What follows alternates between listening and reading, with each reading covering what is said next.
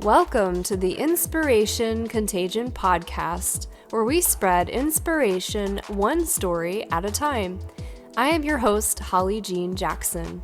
Each episode spotlights and interviews one transformational leader, their stories, and their advice for how you too can lead yourself and others through inspiration. If you are a visionary seeking to uplevel your leadership skills, then this is the podcast for you. I invite you today to spread inspiration like a contagion. Welcome to the Inspiration Contagion movement.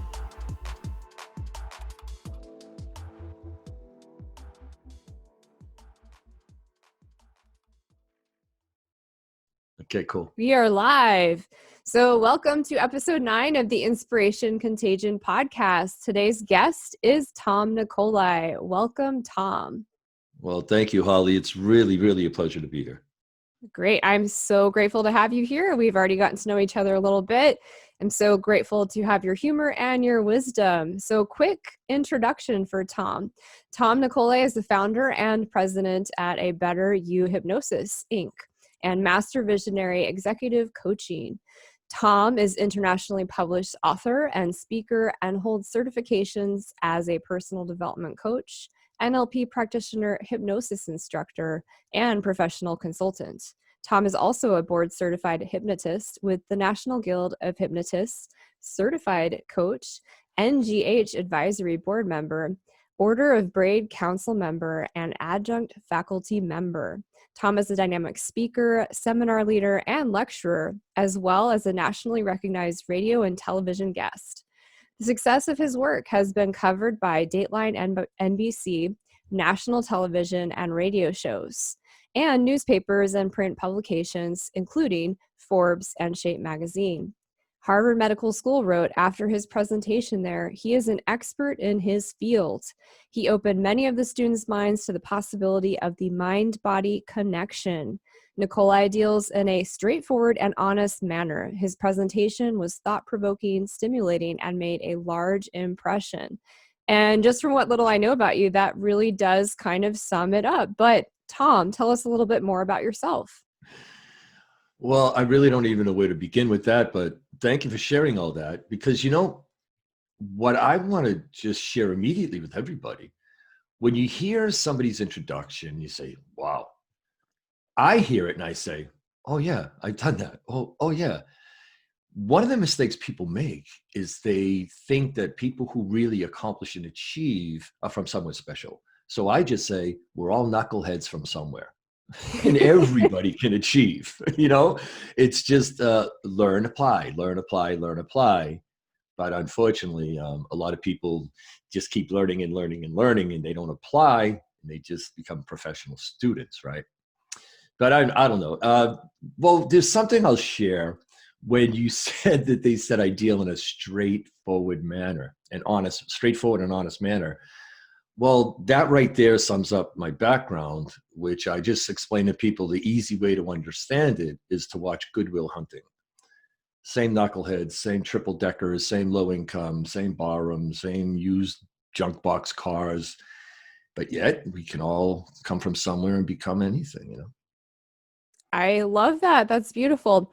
So what I really like about that is it's so easy for us to get into the state of compare and despair and think, okay, well, great, Tom did that, or great, Susie did that. That's not for me. And that is so untrue. So do you have a couple tips for people that might be in that boat and they're thinking, okay, Tom, that's amazing. Like, now I feel intimidated. I could never accomplish that.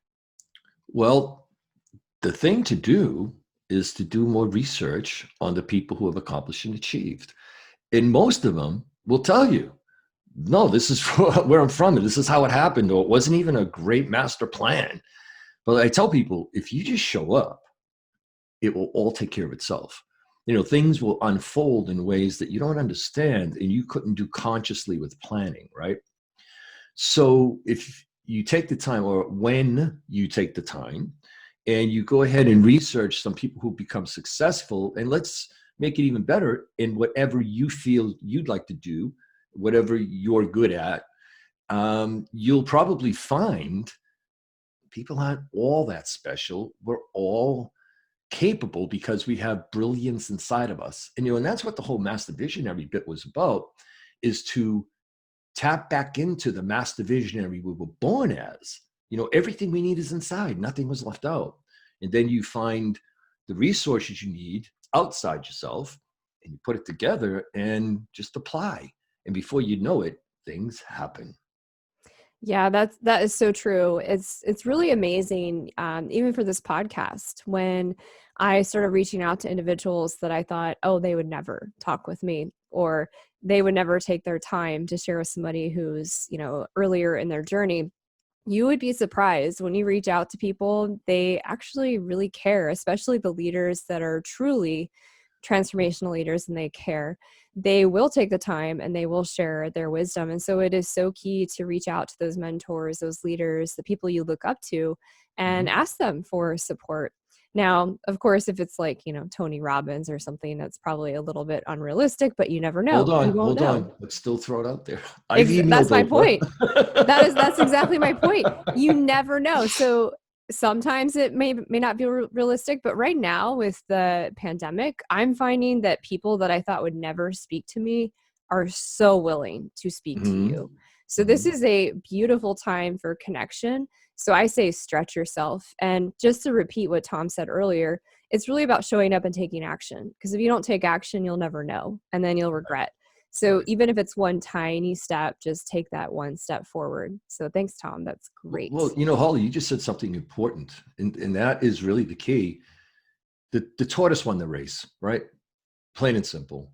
They weren't big leaps, massive speed. But then again, even a tortoise can hit the hill, tuck in, and slide down that hill at breakneck speed. So it is one step after the other. Or the analogy of walk down a beach and all of a sudden look back at your car and it's a tiny speck. You can't believe how far you walked because you didn't look at the full distance. You just took a step and just walked.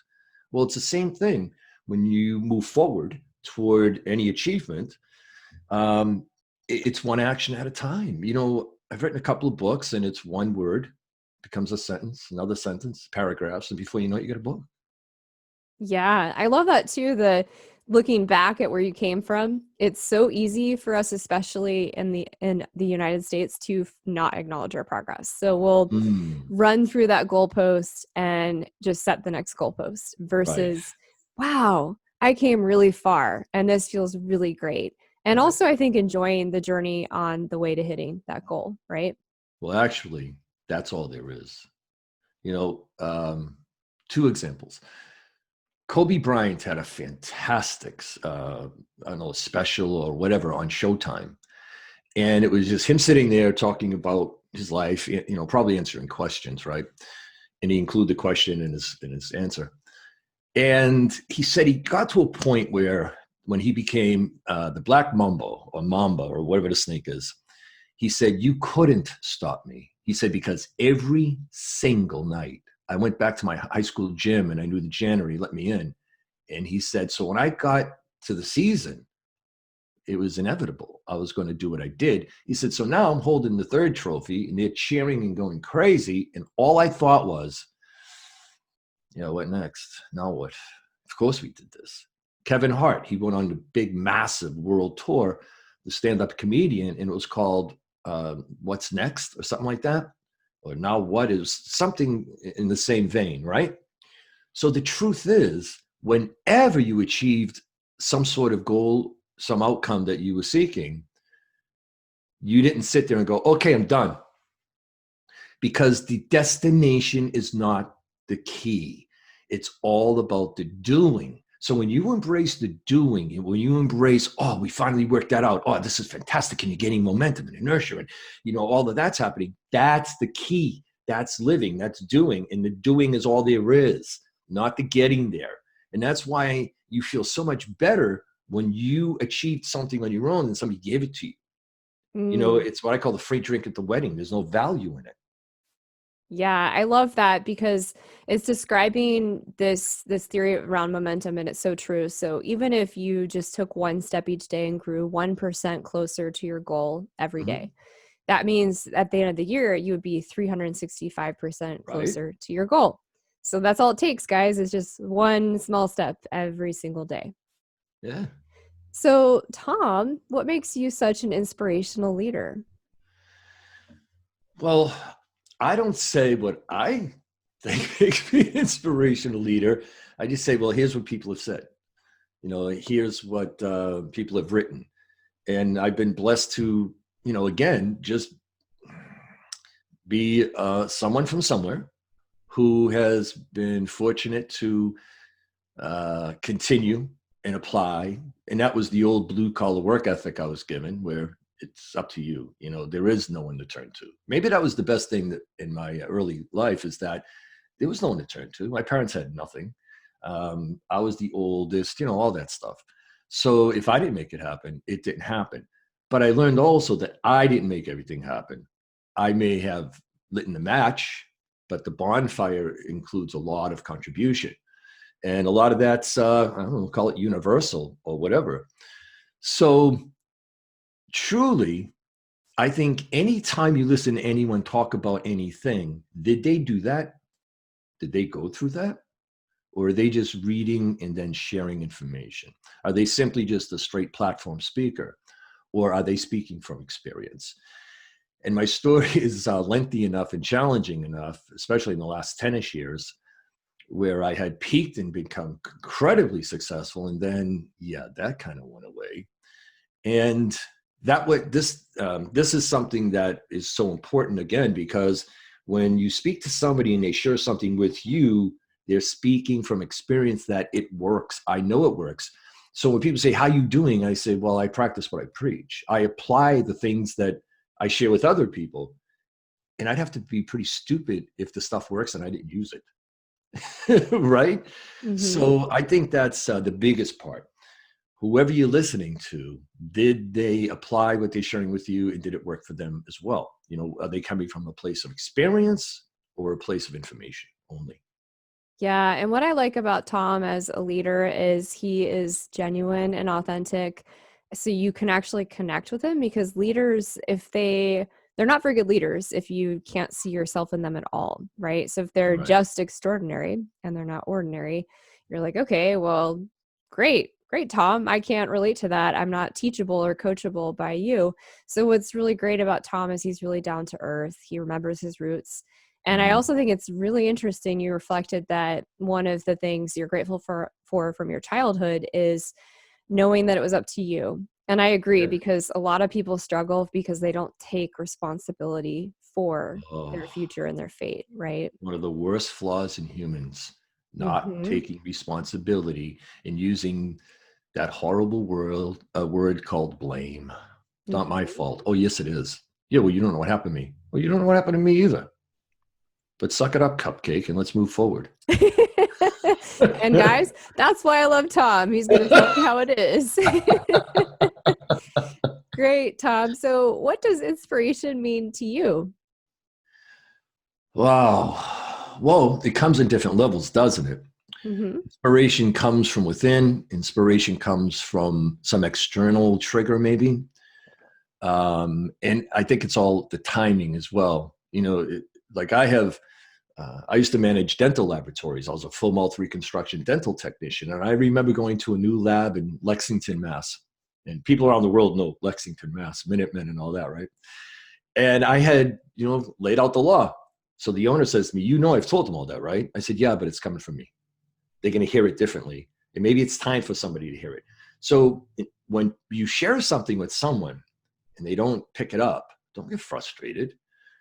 Just realize maybe it's not time for them. And it may kick in later, 2 years later, and you won't get credit, but you influence them in a good way. So inspiration is on many levels, it can come in any way. So the way I've learned that it works best is to ask and you receive. So when you're looking to be inspired, there's a little spark, there's a little something, there's a reason, like in marketing or whatever, it's known you need a big why.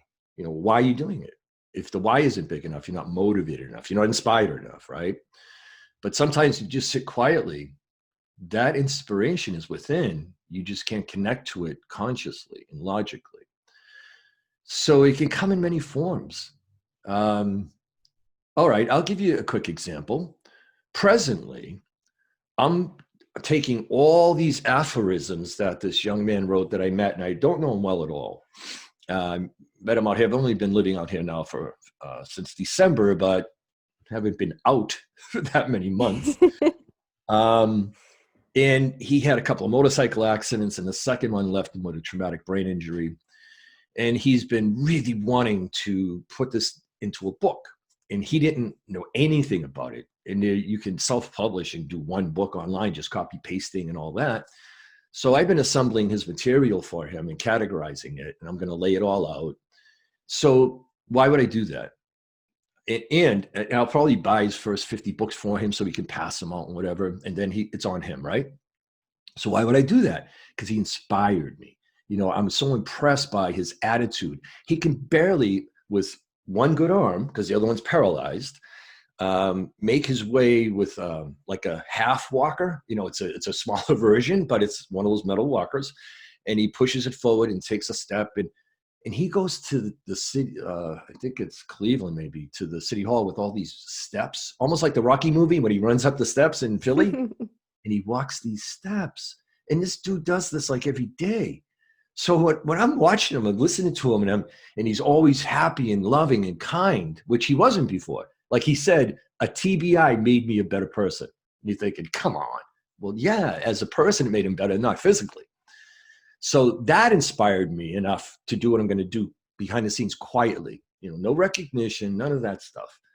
And by participating in that, there's just good energy flow happening. So, you know, it's not self-serving, but it will help me as well, though that's not my motive, or it wouldn't happen.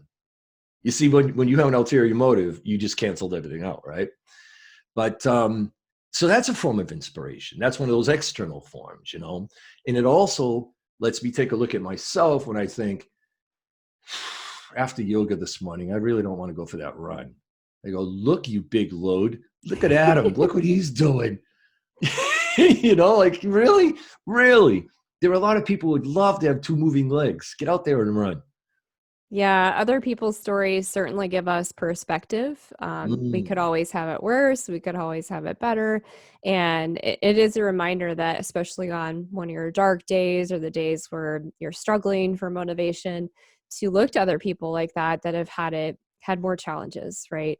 Mm-hmm. And I'm so grateful you're doing that to help him. I've had a traumatic brain injury, and it is a long road to recovery.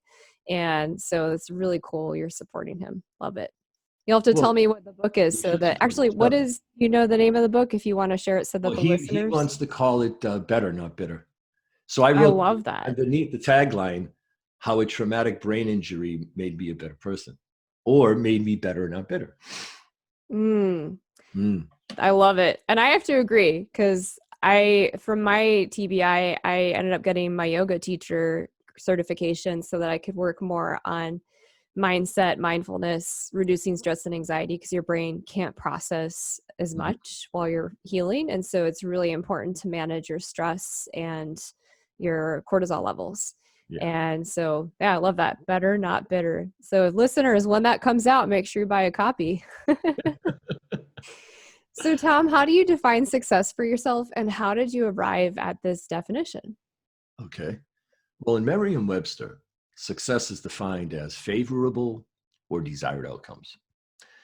Where when I was growing up, and everything was about money, because when you don't have something, your focus is on what you don't have.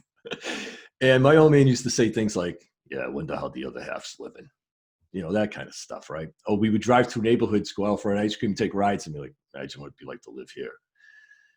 So that is what most people think success is. And then they waste their lives, which I've done, man, you know, in the past, until I learned better, of grinding and pushing. And usually most people who achieve that level of materialistic gain realize it wasn't worth it. Okay, so now I have it all. Damn. And they didn't see their kid walk for the first time, or couldn't go to that recital. Or, I mean, when I was doing 20 hours a week a day, 7 days a week, my practice was my third job, really. I would call home. My kid was like 8, Jesse, my son, and I'd say goodnight over the phone. and you can't get that stuff back, right? The times that you miss. So success, if you're on time, you're successful. So it's favorable desired outcomes. So the idea that I share with people is we're just looking for successful outcomes and gains each day.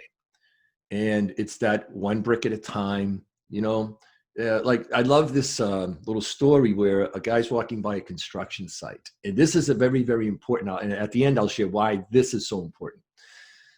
Or success will be more difficult to attain. Whatever success is for you, those favorable or desired outcomes. So the first guy has got a pile of bricks. He's all dirty with brick dust, and he's putting a brick down on cement, tapping it with his back of his trowel, the handle of the trowel.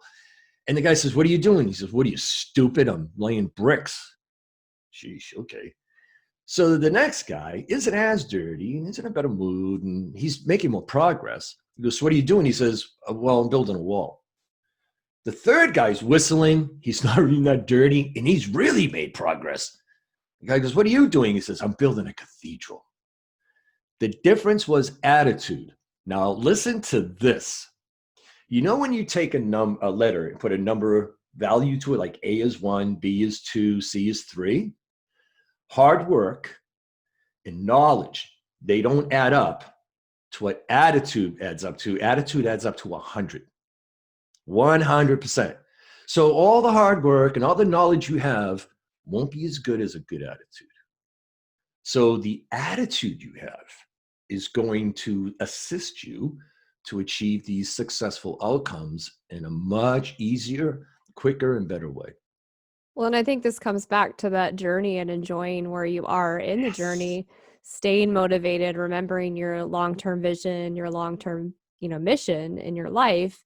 And I think also defining success for yourself. Like you said, you kept saying what that is for you. So for people listening, make sure you really meditate and reflect on that, because a lot of people I work with, they're letting society or their boss or their spouse define success for them. And it's like, ooh, you're going to really struggle if that's your definition.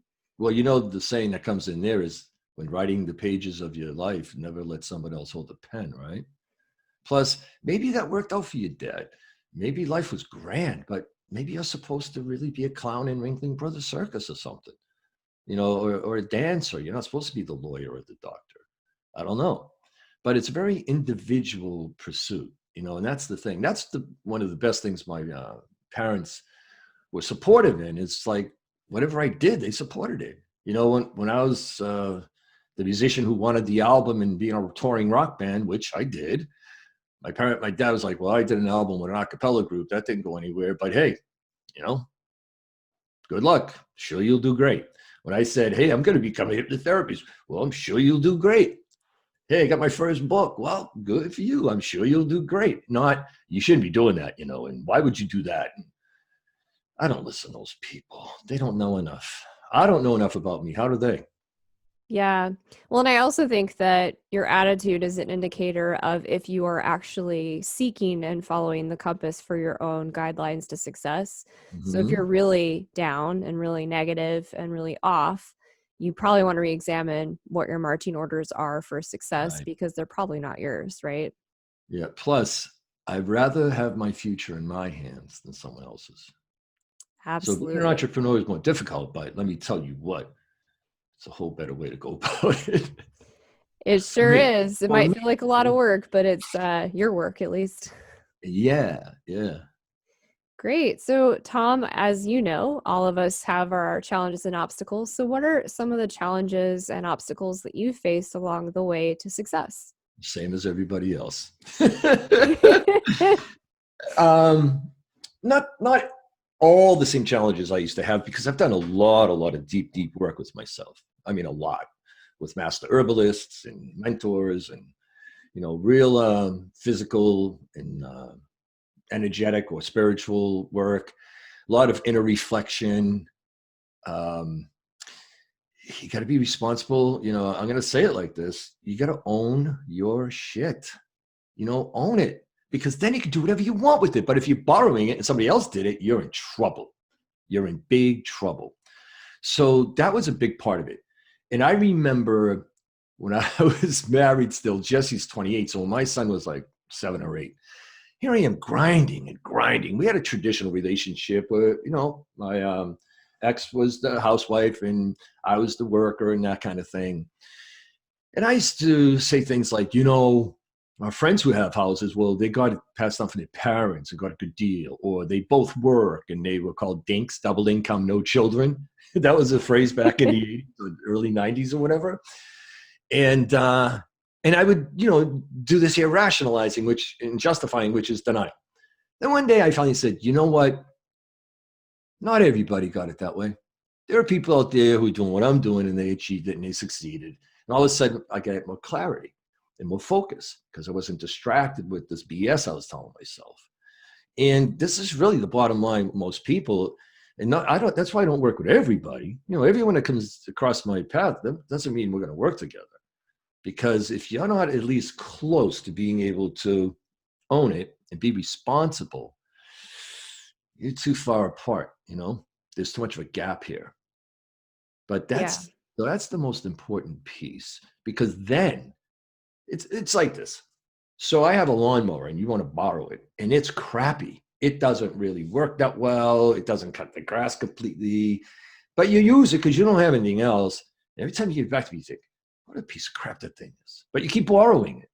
And one day I said to you, I bought a new one. You can do whatever you want with it. And you use it and you go, this is crap, and you throw it away.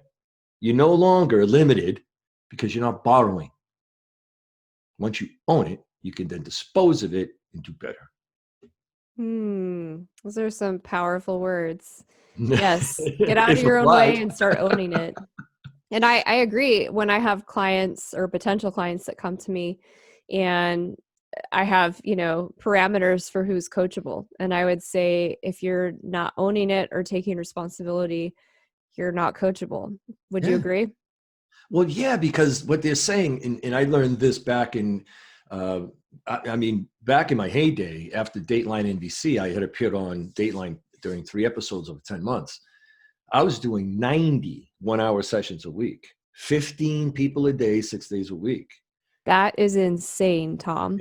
Well, that's when I cut back because I was doing 7. I was doing 7 days a week. And then I at least took Sunday. And then I, changed things since then for sure. But I only knew work. I knew if you got more work, you worked more and you got more pay. But it was just a job, It wasn't a career really, though I was building one. But it's here I am, fix me. No, here I am. Everything to fix me is inside. I don't know how to access it. That's what I'm going to help you do. I'm going to help you access these incredible resources within in order for you to reconnect to who you really are, that master visionary, that incredible, unique, special form of life, because we all have greatness within us. Like Zig Ziglar once wrote in one of his books at page 1, I am from the source of greatness, therefore I am great, the end. But we have to, be reminded of this sometimes, but not until you can accept it, can you really start moving forward. Yeah, that is so true. I love that. I hope Don't come to everybody's me to fix you. You come to me for me to guide you, because nobody can do for you. That's the other thing. And that's why when parenting changed, the helicopter parents and, let me get him this, let me get him that, let me do this, let me do that. But when I was successful, financially, my son was in high school. He didn't have a cell phone. And somebody said, well, why didn't your kid have a phone? I said, because he doesn't have a job. He didn't really need one. Now, if he needed one, I mean, he'd supply him with one. But just because I could give it to him doesn't mean I should. And I said to him once, the reason why I don't do a lot for you is because I could get hit by a truck tomorrow. Then you're in trouble if you don't know how to do anything. Well, he's independent, works for a company, has a side company on his own, and he and his girlfriend already bought their first house. Yeah, and this is really interesting. So I feel like part of the struggle in the world today around coaching and parenting is that we're oftentimes not approaching it the right way, where it should be more of a partnership, right? Mm-hmm. Helping your child or your coaching client access their superhero powers and get clear on how amazing they are, reminding them of that, especially as an adult, and keeping and keeping that as a child so that they don't lose it, because there's so many things, bullying and crazy stuff that happens where we just Mm. lose access to that. Hey, this brings us back to the doing, doesn't it? You know, Yes. Jesse was running around at 10 months old. He couldn't talk yet, but yet he understood. And we would sit there and tell him to clean his room and show him, but then he had to sit there and pick up each thing and put it in his toy box. And then all of a sudden, as he's getting older, he loved participating. He wanted to help cook. He wanted to help take out the trash because it was participating. It wasn't work or whatever, because we didn't make it that way, but it was responsibility as well, right? So it's back to the doing. You can't do for. You have to guide them how to do, but they have to do for themselves. Then there's value. Then there's progress. Then there's, learning and all of that follows. But if you do for somebody, what the hell are they going to know or do or learn? And then you have to be there all the time. Then the parents complain like, oh, they can't do anything for themselves. No, they can't. Same thing with an employee, right? You're back to the dental labs. When I was working for a guy named Terry Charters, and he had written books on implantology. He would be in jeans, a sweatshirt, moccasins, and a cigarette. And he comes back one day from lunch and he says, I was just getting a pack of cigarettes across the street, and I thought, if that car just hit me, everybody in the lab they're out of a job. He says, so here's the deal. From now on, you don't come to me with a question. You go in my office, there's a library. Look for the answer and tell me where you looked. And I'll either tell you which book to go get or I'll answer your question. I raised my hand. I said, thank you. Because I was, the guy who would just go to and say, hey, Terry, and that isn't what he was there for. So no matter what, no matter where you are or what you do, this is the bottom line. It's up to you to do. And the more you learn to do and the more you take responsibility, the better you'll be in all levels. That is so true. I remember when I was leading teams back in corporate America, and they'd come to me with a problem. My biggest pet peeve was, don't just bring me the problem, bring me some of your ideas for the solution. Otherwise, I don't want to hear it. Because that means they haven't even started trying to think about a solution. And it's all about empowering your employees so that they can grow into their potential. Right. Same thing with coaching clients, right? Yeah. And the best way to get them to go away without making it a big deal, say, you know what? It's a great question. And I'm really curious as to what you'll bring back to me that you found as an answer. That is a great ninja tip, guys. I hope you wrote that one down. Yeah. They look at you like, Curiosity. huh? You're like, yeah. I'll tell you, I'm already excited about it because I know when you come back, you're going to have something else to tell me. Yes. I'm going to write that down later. That's a nice way to say, go away. Right? It is. But it's also a nice way to, transform and shift it to curiosity versus giving them the answer. Right. Beautiful. So, Tom, what is one story of inspiration that you're known for? Oh, gosh. One? You've already shared some. Probably the one that people, I don't like to say impressed by, but I guess they were, or gained a lot more insight about my attitude. So 10 years ago, I was at my home in New Hampshire. I was living there. I had a nice piece of property there. And I had a guy there from New Jersey doing some specialty training with. Found out that he also sang. And I've been a musician my whole life. Like I said, I've done the album and toured and all that stuff. And I still have a studio even here at the house. Everywhere I live, I have a studio. And I said to him, well, on the last night, I go, let's record something. So we're having some wine. We're up in the studio and we're playing. I went, that's the song. I said, just let me go to the bathroom real quick. And I was holding my wine glass and I turned quickly and I stumbled over the corner of the ottoman and I landed, well, the bottom half of me was still on the rugged area, but the top half of me landed on the ceramic tile in the bathroom and the glass was in my left hand and it shattered, cut up my left thumb, but my face fell face first on the stem. So it went up through my eye and almost into my brain. When I say almost in my brain, I almost didn't know how to add numbers. So I just said, I put a towel on it and I didn't know there was just blood everywhere. And I said to him, hey, I'm going to tell you where to drive. We're going to get this thing sewn up and we'll come back and record that. And he goes, what? He was like, I don't think so. I go, yeah, yeah. And he had a brand new Jaguar. You know, I thought this afterward. I'm like, this poor guy. And I'm just covered in it, right? So one thing leads to another. Now I'm being out. It was in January, so I'm being brought out in the freezing cold. I'm like, what's going on? I'm now in an ambulance. We're headed to Boston to Mass Eye and Air, the Mass General. Finally, after all kinds of probing and MRIs, and they're going to operate. The doctor says to me, all right, listen, we have to talk. He says, you know, you'll be able to drive legally. I said, well, great. He said, and people fly planes with one eye. And I said, awesome. He goes, why? Because I can't fly one now. So he says, you're going to be all right. So obviously, the work I was doing already with myself kicked in, because there was no remorse. There was no poor me, no self-pity. It was, all right, well, this is going to be something. Like, how am I going to, not how, but, well, a little bit of how am I going to get through this or whatever, right? So there's still a video on YouTube where you can see I came out of the hospital. I still got the hospital nightie on, or Johnny, whatever the hell it is, with this metal patch over my eye and tape on my face. And I said, thank you, everybody. I can't believe how much love there is, how much support. People don't even know you and have worse things going on. I learned, I was reinforced that my work really has spread around the world. So that was a great blessing there to know that, to be reminded.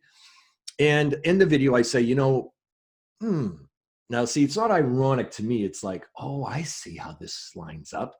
Because insight is when the dots hit the page, you can see what's about to connect, or something's going to make a really beautiful picture. And I said, recently I bought a domain, Master Visionary. With less sight, I'll have more vision. So I don't need to physically see everything, because the vision I have in here behind my eyelids is where it's at. And that's how I went about it. And people are like, damn. I was like, well, I'd be a phony if I didn't really respond like that, wouldn't I? Yeah. But I mean, it's a powerful story, because it takes a lot of self-development and awareness and work with your subconscious mind to get to that place where you're not having a long pity party or even one at all. And you're instead asking, not even why, but connecting the dots for what this means for you, not why it happened to you, and shifting that way so immediately is really powerful. I think it was Sadhguru, when I was listening to, I've listened to everything he's done almost. And he says, I don't ask what or why, I ask how. Like, all right, how are we going to go about it now? And so my idea is this. Okay, so that happened, which means I've attracted it into my life, or for whatever reasons, this was supposed to happen. So, okay, how will I use this? How will this benefit me? And I shared with you before, then I wrote a list of blessings, like everything I learned from that experience. And I put that out there. People are like, well, that's a different way to look at it. And I go, what are you making fun of me? Different way to look at it. And then people would be more uncomfortable than me when I would they go, oh, I see. I go, you're doing it again, see? Well, I think the other amazing ninja tip or skill that you have is your humor. Like, you don't take yourself too seriously, and you're able to make light of heavy situations. Well, that's because we're all pretty funny. You know what I mean? Think about it. A human is weird. We're all mind, weird, body, right? this stuff. It could be a riot. Yeah. I laugh at it because you have an option. And this is the other thing. When people say, well, no, of course I was mad. What do you mean, of course? You didn't have to be. And I use this example a lot. There are some people who, when they do this, they're like, oh, so stupid. I can't believe it. So in New England, you get some pretty bad winter storms and the power can go out, right? Well, leaving my kitchen, going down the stairs to the basement, there's a light switch. Sure enough, I'd hit that light switch and I'd say, damn, habits are something. I'd get to the bottom and on the way up, hit the switch on the bottom of the stairs, go, oh, you're really something. and just observe it. See, when you observe yourself, it's way different than when you're in yourself. Mm-hmm. So I'd observe it, go, wow, smart people do some stupid things. And I'd say, well, that's what habit is. Muscle memory, it's habit. And when I look at it all that way, I just step back going, boy, you're really something. You're proof that smart people could do some dumb things. Amen. Amen. We all Right? can, right? But I think, like you said, that stepping out, observing thing, that's kind of like what Observe. Buddhists teach. And when you have these moments where you're able to do that, it's really amazing because you realize that you're observing, reflecting, and learning instead of emotionally responding or being reactive. And Right. that's why it's so great, the work that you're doing with Don't yourself and other people. react, interact. Yeah. Interact with yourself, interact with your behaviors, interact with your thoughts. Like, where the hell did that thought come from? Ooh, that was something. No, I don't believe that. Interact rather than react. People who just react, they're the problem. Mm-hmm. Yeah, I love that.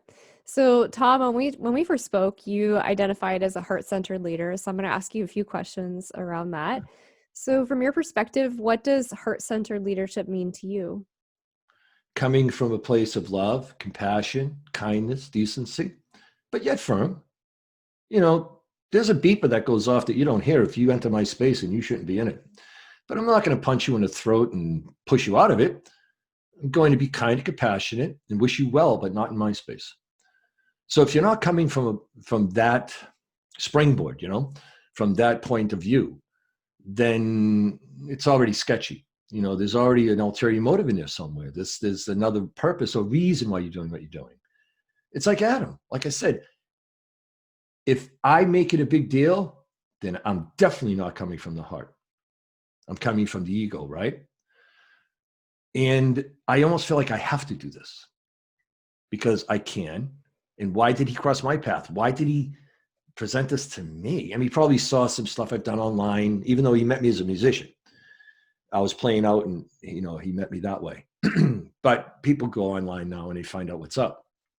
So compassion, kindness, love, but yet be firm. You just can't let your borders down. Yeah, so a little tough love, but from the heart. I love that. Yeah. Well, I say I play good cop, bad cop sometimes. So I'm going to be the bad cop and punch you between the eyes with the truth, but I'm going to catch you on the way down and give you tools to move forward. Not just expose your stuff, but now, all right, here's what to do now that it's exposed. Yeah, and that's also a good sign of a good coach and leader. When you do fall down or make a mistake, they're guiding you or asking you the right questions to figure out the way forward. Mm-hmm. Yeah, that's Absolutely. beautiful. Life So is nothing but trial and error, Holly, right? We learn to walk, we learn to eat, and food fell out of our mouths. And well, that's all of life. So making mistakes, well, yeah, trial and error. That's all. Scientific method. big experiment, right? That's all we are. We're experimenting in life. We're visiting and experimenting to have experiences. End of story. Love it. So Tom, at what age did you start believing in yourself and identify as a heart-centered leader? I think it was always there without my recognition of it, because I was always the good kid, the nice kid, the smart kid, very old school disciplinarian dad kind of thing. But, my parents demonstrated love and Jesus, before my dad died, they were married 60 years. My mother was 17 and he was 24 when they got married. I was like, damn. And he would kiss her every day before he left the house. And he said once, you know why I kiss your mother every time I leave? Because I don't know if it's the last time I'll see her. So that kind of thing, right? We didn't have anything, but I would grab my guitar and sit up on the sink and they'd push the table against the wall in the kitchen near the wash machine and the stove. And then they would jitterbug in the kitchen. Oh, that is so. The value there, So I believe it would, well, it's innate, it's really how I am. I grew up with the guys who were really bad news. I mean, really, like Goodfellas kind of stuff, right? But violence turned my stomach. I probably only had 2 fights in my life or 3 fights in my life and ended by high school. And it's like, that's not me, man. I am not that guy. And I just wanted to be decent and nice and helpful and all of that. It was just natural.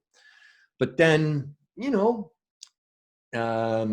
level of ego matched my level of insecurity. I mean, I'm a redhead, freckly Italian. Come on, what's up with that? So I have all kinds of issues going on. Yeah, and then it just developed where I removed a lot of the ego out of the way, which blocked a lot of the compassion and kindness that was just there. and I'm really grooving as who I really am. Love it. I love it. So, Tom, how do you show your belief in others as a leader? You've shared several tips, but anything we've missed? How do I show them? Is that what you said? Yes. Yes. Well, you lead by example. You know, I, I I would never tell anyone in a dental lab to do something I wouldn't do, because there were some trashy jobs. You know, cleaning out the trap that smelled like a dead deer, and people like, this is gross. You know, you make me do it. I'm like, what? I did it yesterday. What are you talking about? So you lead by example. You walk, you talk, right? And fortunately, in this day and age, that's available. Where before it wouldn't be. You'd have to get word of mouth or ask somebody, and they're like, "Oh yeah, I know that guy, or I know that woman." Yeah, that's, you lead by example. And what I also do in the person is I show them things that they overlook. Unfortunately, there's this really horrible part of human nature where they say, if you want to build a crowd, start a fire or a fight. Like, what? And all the kindness and all the wonderful TV shows I could be on, though, I mean, I watch network TV, but they're off the air. They don't last because they don't get ratings. You know what I mean? But yet, that's where the source of everything comes from, you know, that kind of emotion and energy. So a lot of times I help people expose themselves to themselves in the positive way. Like, look what you've done. Well, were you supposed to? I go, no, not everybody drives. My mom never drove, never had a license. So you drive. Well, of course you drive on a highway. I have many people come to me with a fear of driving on a highway, or whatever it may be, that they don't recognize as an accomplishment, an achievement. And I say, look, if you can achieve putting together those clothes with the right color pattern, then you can achieve a lot more things. And they're like, oh. And all of a sudden they gain a little insight to themselves in the positive way, because we don't want to, we want to avoid just exposing them to what's their block, what's their limitation, because then it's out of balance. So everybody has accomplished, achieved, and done some wonderful things. They just haven't been recognized for it. Yeah, I like Well, that. It's kind of recognize. helping remove the self-critical thinking because we're all our Right. own worst critics. Be your And best cheerleader. yes. And all by yourself, just go, that was awesome. I did that, man. See that it worked. Yes. Yes. Yeah. Not, hey, look what I can do. That's what you do as a kid. Hey, look what I can do. Instead, and here you go. Yeah, look what I've done, man. I love that. For everybody listening today, I encourage you to write down maybe 3 things that you've accomplished that you're proud of. Absolutely. Absolutely. And then Yeah. let that, keep rolling out, and don't stop writing until it just stops coming. Yeah, every day, if you just wrote down at least 1 to 3 things you're proud of, it would shift your mindset in a really big way, really powerful. Mhm. So, Tom, this has been really fun. We're going to move to the lightning round if you're ready. Cool. Let's go. All right. What's your favorite book? Oh, there's no favorite anything, because my favorite today could be different tomorrow. Right now, I'm reading again Sadhguru's book, Inner Engineering. But see, I'll read a book on fasting, and right now that's my favorite book. Like, this thing is amazing. Or when I read Biology of Belief by Dr. Bruce Lipton, I thought, is there a better book out there? So it's the same thing with food. It's the same thing with my guitars. Like, people, which one's your favorite? Like, it depends, like, what mood I'm in or what style I'm playing. I really don't have like favorites that are stuck. They shift.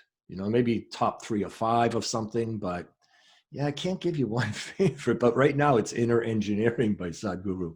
You're not alone. Everybody who answers this question usually lists off like 7 that they like. Yeah, right. So that makes sense. So I appreciate that. What networking or community group do you love most right now? Since you don't have favorites. Well, real life. Real interaction. If it's a social media platform, I don't know, maybe LinkedIn, but they all change. I can't take social media sites where it's just a bunch of BS and anger and defending your position and, oh, God almighty. But yeah, real interaction, talking with somebody and having that exchange. I like Yeah. that form of networking most. I think that's why podcasting has become so popular, because it's Yeah. like real interaction, right? And it's long form, not Twitter Mhm. bites. So, what's the best one piece of advice that you would share with others today? I just had a whole dialogue in my head that I'm now whittling down. It's stuff we've discussed already, but let's see, how do I do it short and brief? You're enough. Work from the inside out and realize you were born with everything you need. You just have to access it and learn how to. That you're enough. Good enough, you're far beyond good enough. When people go, I'm not good enough, I go, good enough for what? For whom? So you're plenty. Matter of fact, what we call potential, you couldn't tap into in 3 lifetimes, I don't believe. We're so capable, it's scary. It's intimidating sometimes to people. But yeah, you're enough. And just start working from the inside out with that attitude. I love that. That's a great affirmation for folks to reflect on until you really believe that. Really powerful. So, Tom, if you could share one message with the world, what would that be? Own it. Take responsibility and own it, folks. Own Yeah. it. Couldn't Yeah. agree more. Yeah. Am Because I? that will release so many blocks, right, Holly? Like, Yes. you've experienced it, you experience it in others, and when you help them, once they do that, all of a sudden, so much just drops aside, and now you can really move forward once you just own it. Yeah. Not my Yeah. A lot fault. of drama goes away when you own it. Hey, it might not be your fault, but it's your responsibility. Right. You know? All right. I love that. All right. My last question for you is, what's the legacy that you wish to leave behind? That people are triggered by, motivated by what I share, whether they remember me or not. I love that. Yeah. And I like that, because that actually really shows that you really mean your mission and your vision, because it's not about you, it's about the message. And that's Well, how it they can should be. remember me, Holly, but what if they don't remember the stuff that I shared that will help them? I'm going to remember you, Tom. You're kind of unforgettable. I wouldn't worry too much. But you know what I mean? I do know what you mean. Yeah. Like, when you say something to somebody, you go, oh, I'm telling you, this is fantastic. Like, oh my God, where'd you learn that? You're like, I must have read it somewhere. I don't know. As long as you have that, not, well, I remember Tom Nicoli said something. I wish I could remember it. Well, that isn't going to help you. Yeah. Yeah. I do know what you mean. Yeah. Because sometimes you'll remember something and it's a quote or a powerful message, and you're like, I don't remember where it came from. But Right. you're right. It's the message that matters for it to stick more than Mm-hmm. where it came from. Mm-hmm. Great, Tom. Well, this has been really amazing. Thank you so much for joining and sharing your stories, your strategies, and your ideas for how people can become better leaders. Thank you. Oh, are you kidding me? It's my pleasure. I'm so grateful to always have opportunities like this. And, we understand and realize that we don't really do everything alone. But what you're doing by bringing people in is such a momentum, energetic momentum, inertia kind of thing going on, where it just starts to spread and spread, right? So good for you. Thank you. Thanks. Yeah, that's the idea behind Inspiration Yeah. Contagion. We want to spread inspiration and not fear.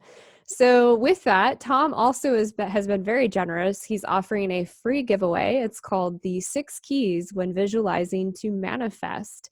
It has some really great stuff from Tesla, Einstein. It's about energy and thought.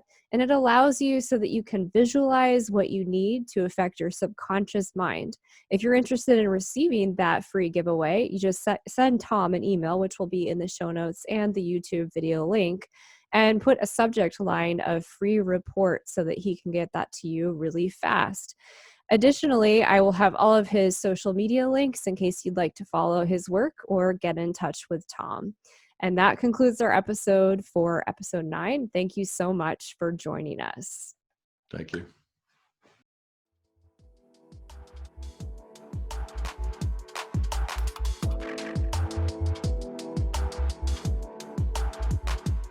Thank you for joining the show today. I hope you were inspired. More importantly, I hope you take action. What is one thing you can do in this moment that will inspire someone? Without action, nothing changes. Be the change you wish to see in the world. If this show truly inspired you, we ask that you share it through your network. Help us spread the light and inspiration in the world. I look forward to seeing you here next week.